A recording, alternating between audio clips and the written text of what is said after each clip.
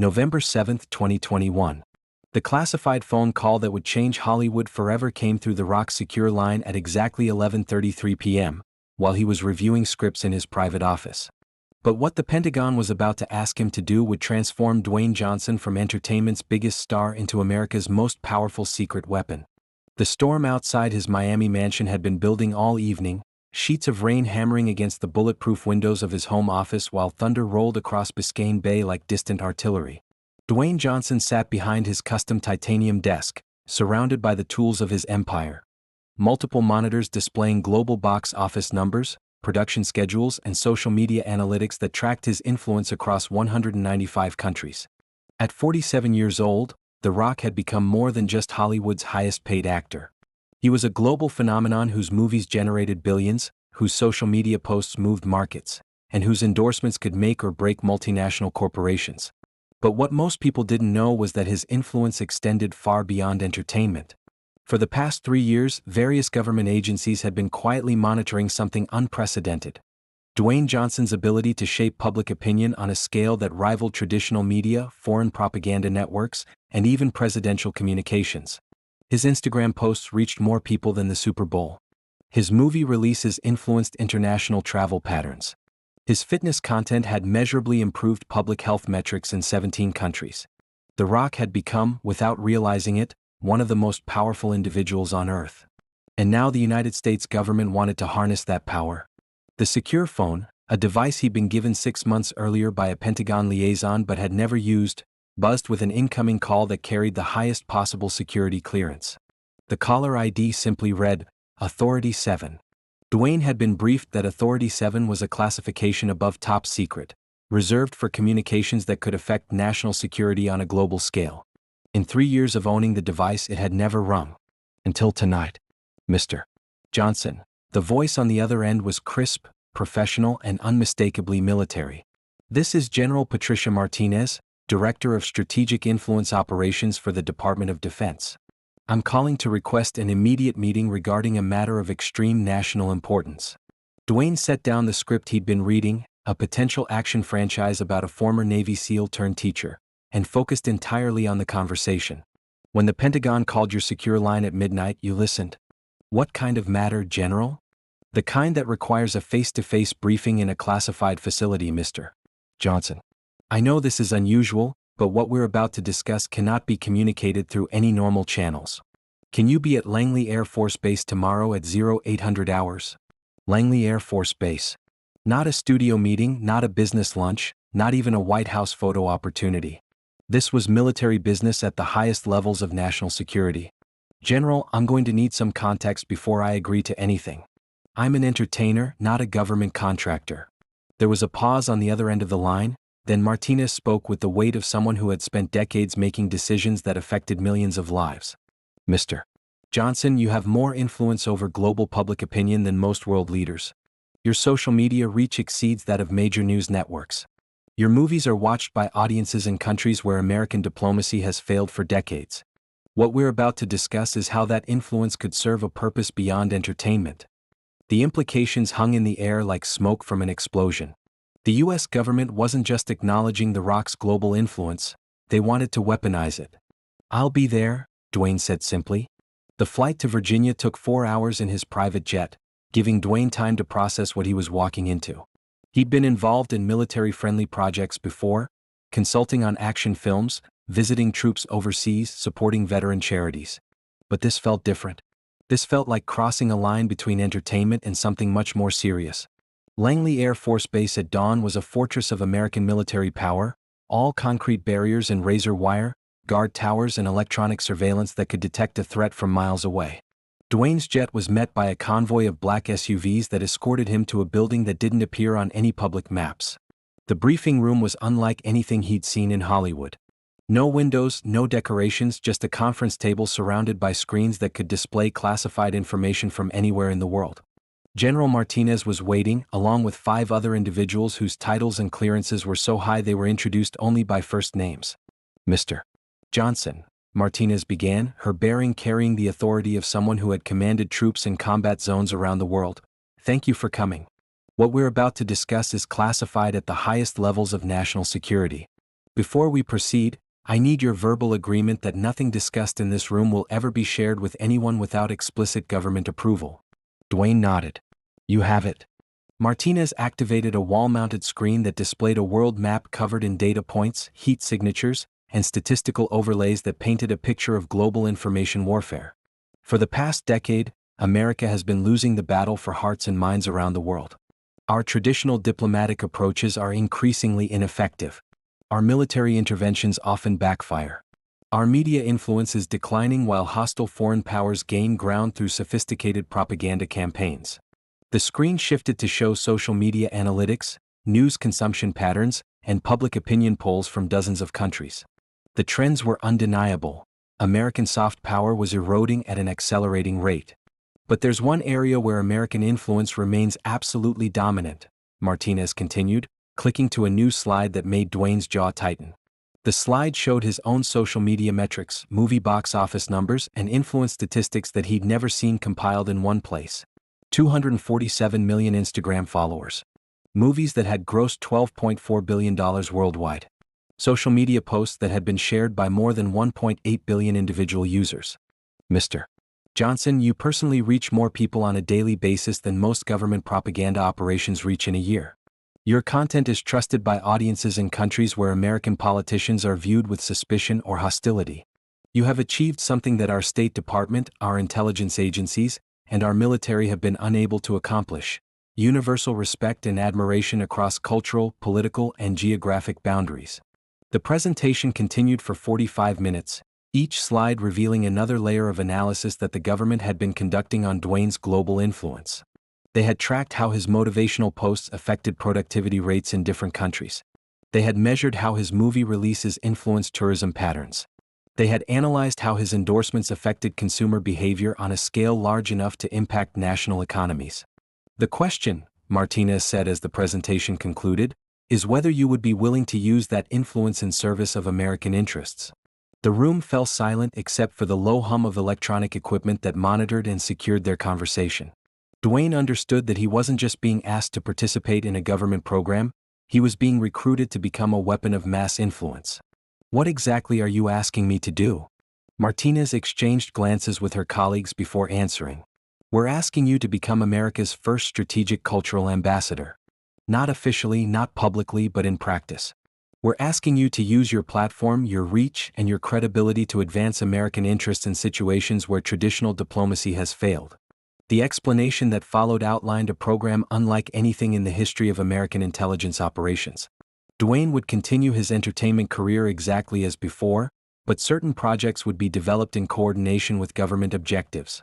Social media posts would occasionally carry subtle messages designed to influence public opinion in specific regions.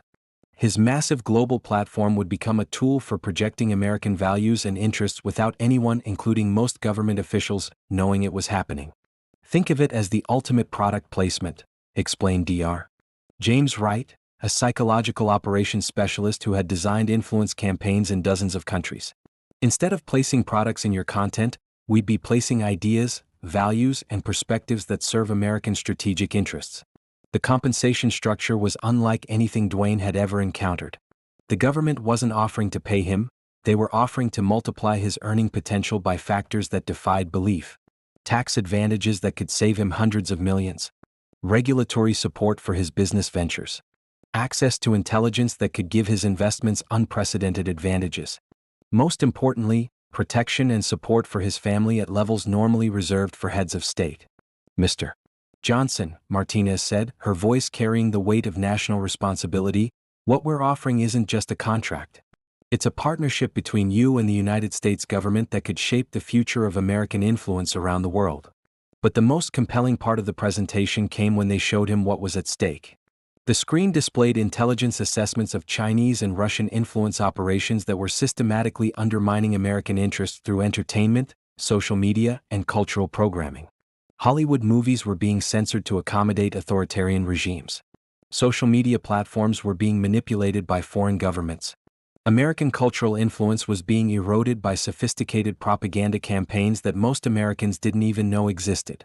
We're losing the information war, Martinez said bluntly. Not because our values are wrong, but because we're fighting with traditional tools against enemies who have weaponized entertainment and social media. You have the power to change that balance. The offer was staggering in its scope and implications. Dwayne would essentially become a covert agent of American influence, using his entertainment empire to advance national interests while appearing to operate as an independent businessman. His movies would subtly promote American values. His social media presence would counter foreign propaganda. His global influence would become a tool of American foreign policy. But it was also the most dangerous proposition of his career. If the arrangement ever became public, it would destroy his credibility with international audiences, end his global business relationships, and potentially make him a target for foreign governments who viewed him as a threat. "I need time to think about this," Dwayne said after the presentation concluded. "Unfortunately, Mr. Johnson, time is something we don't have," Martinez replied. "Chinese intelligence services have been attempting to recruit American entertainers for similar purposes. Russian operations have been successful in compromising several high-profile social media personalities. If America doesn't act quickly to secure our most influential cultural ambassadors, our adversaries will." The implication was clear. If Dwayne didn't agree to work with the U.S. government, he might become a target for recruitment or manipulation by foreign powers who understood the value of his influence. The flight back to Miami gave Dwayne 6 hours to process the most consequential decision of his life. This wasn't about money or career advancement. This was about whether he was willing to become a secret agent of American influence, using his entertainment empire to serve purposes that went far beyond entertainment.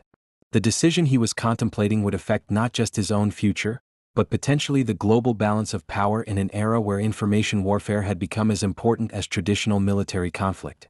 That evening, Dwayne made a phone call that would change everything.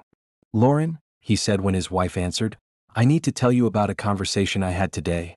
And after I tell you, our lives are never going to be the same." The conversation that followed lasted until dawn. Dwayne explained the government's proposal, the scope of what they were asking, and the implications for their family if he agreed to become America's most powerful secret weapon. Lauren's response surprised him. "Dwayne, you've spent your entire career inspiring people to be better versions of themselves. You've used your platform to motivate, encourage, and uplift audiences around the world. If the government is asking you to do that in service of American values and interests, isn't that just a larger version of what you've always done?" She was right, but the implications were staggering. This wasn't just about inspiring individuals, it was about influencing nations. 3 days later, Dwayne returned to Langley Air Force Base with his answer. "General Martinez," he said as he sat across from the same group of government officials, "I accept your offer. But I have conditions." The negotiation that followed lasted 18 hours and involved officials from the Pentagon, the CIA, the State Department, and agencies whose names Dwayne was told he would never be allowed to speak aloud. His conditions were non-negotiable: complete creative control over his content, with government input limited to strategic guidance rather than direct orders; protection for his family that included relocation capabilities if they were ever threatened; most importantly, the absolute right to withdraw from the arrangement if he ever felt it compromised his integrity or endangered innocent people. "Mr. Johnson," Martinez said as they concluded the agreement, "you are now officially America's first strategic cultural ambassador. Your mission, should anyone ever ask, is to continue being exactly who you've always been: an entertainer who inspires people around the world. The difference is that now, that inspiration serves a larger purpose." The contract Dwayne signed was classified at levels that ensured it would remain secret for decades. But the effects of his agreement became visible almost immediately.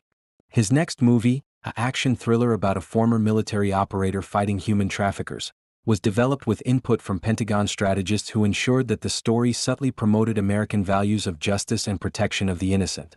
The film was released simultaneously in 147 countries, carrying messages about American heroism and moral leadership to audiences who might never watch traditional American propaganda. His social media content began incorporating subtle themes that supported American foreign policy objectives. Posts about fitness and determination carried underlying messages about the strength of American individualism. Motivational content about overcoming challenges reflected American resilience and optimism. Family-focused posts demonstrated American values of loyalty and protection. Most importantly, his global business ventures began serving strategic American interests. The Rock's expansion into international markets helped establish American economic influence in regions where traditional diplomacy had failed. His partnerships with international companies created relationships that benefited American trade interests. His cultural influence opened doors for American businesses and government representatives. The results exceeded even the Pentagon's most optimistic projections. Within 18 months, measurable shifts in global public opinion showed increased positive sentiment toward America in regions where the Rock's influence was strongest. His movies and social media content had successfully countered anti-American propaganda in dozens of countries.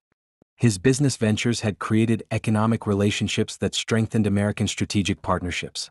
But perhaps most importantly, his influence had made other countries' attempts to recruit or manipulate American entertainers significantly more difficult. The Rock's partnership with the U.S. government had established a new paradigm for how American cultural influence could be leveraged for strategic purposes.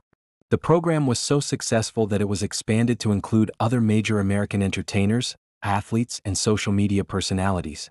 What became known within intelligence circles as Project Cultural Bridge represented a new form of American power projection that relied on inspiration rather than intimidation, entertainment rather than force. But the true test of the program came in 2023, when international tensions reached levels not seen since the Cold War. A crisis in Southeast Asia threatened to escalate into military conflict that could affect global stability. Traditional diplomatic efforts had failed. Military options were being considered. The situation required a form of intervention that could de-escalate tensions without appearing to be government interference. That's when Dwayne received a classified communication that would put his secret agreement to its ultimate test. Mr. Johnson, the message read, "We need the Rock to save the world." The mission was unlike anything in the history of entertainment or espionage. Dwayne would travel to the affected region under the cover of promoting his latest film, but his real objective would be to use his influence to calm tensions and open channels for diplomatic resolution. The trip was presented to the media as a standard international promotional tour, but every aspect was coordinated with American intelligence services. His public appearances were designed to demonstrate American commitment to peace. His social media posts carried carefully crafted messages about international cooperation and peaceful resolution of conflicts. His meetings with local leaders, while appearing to be courtesy calls, served as unofficial diplomatic communications. The operation was a complete success. Tensions de-escalated, diplomatic channels reopened, and a potential military conflict was avoided through what appeared to be spontaneous cultural exchange and celebrity diplomacy. But only a handful of people knew that the Rock's promotional tour had actually been one of the most sophisticated influence operations in American history. The success of the mission proved that the strategic partnership between Dwayne Johnson and the U.S. government had created something unprecedented, a form of American power that could achieve strategic objectives through inspiration and cultural influence rather than military force or economic pressure. Today, 5 years after signing his classified agreement, Dwayne Johnson continues to operate as America's most powerful secret weapon. His entertainment empire serves multiple purposes simultaneously, generating billions in revenue, inspiring audiences around the world, and advancing American strategic interests in ways that traditional government operations could never achieve. The arrangement remains one of the most closely guarded secrets in American intelligence, known only to a handful of officials with the highest security clearances. But its effects are visible to anyone who understands what to look for: an American entertainer whose global influence serves purposes far beyond entertainment.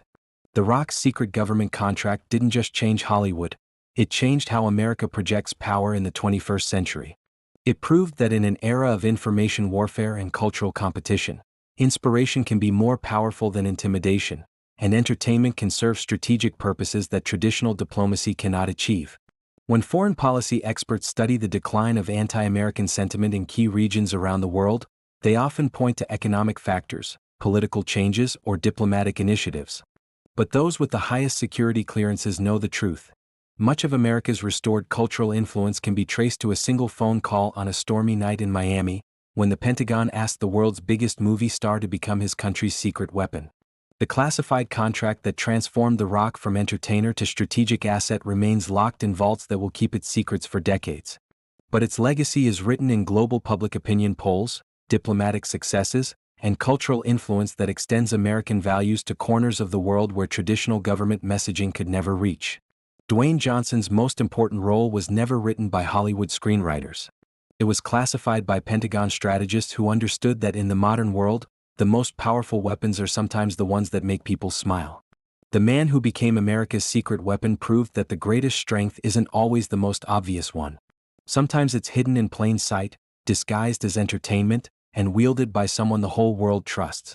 The Rock's secret government contract changed Hollywood forever by proving that entertainment and national security could serve the same purpose, protecting American interests through the power of inspiration. And the most classified truth in American intelligence is that it worked better than anyone dared to hope. The phone call that made The Rock a secret agent made America stronger, safer, and more influential than any traditional weapon ever could. Because the most powerful force in the world isn't military might or economic pressure. It's a man who can make the whole world believe in something better. And for 5 years, that man has been fighting for America without anyone knowing he's at war.